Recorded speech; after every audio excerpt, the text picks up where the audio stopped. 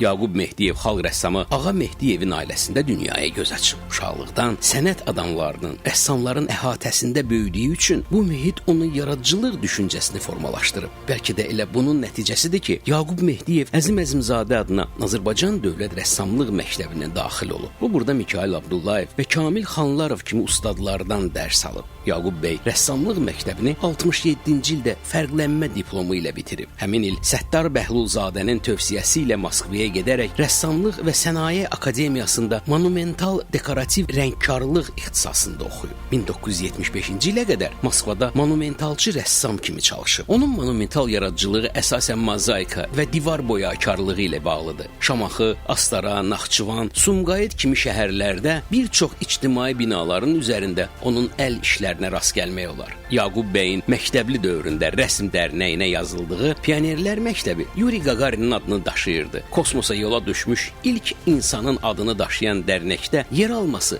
bəlkə də onun gələcək yaradıcılığına təsirini göstərib. Belə ki, Yaqub Mehdiyev böyük partlayış, kainat kimi mozaik əsərlər ərsəyə gətirib. Onun xalça sənətində də böyük işləri var. Tariyel Bəşirovla birgə toxunan və tariximizi, müasirliyimizi simvolizə edən Azərbaycan Ulduzları adlı 150 kvadrat metrlik xalı pərdə illərlə musiqili komediya teatrının səhnəsini bəzəyib. Hazırda isə o Milli Xalça Muzeyində saxlanılır. 90 FM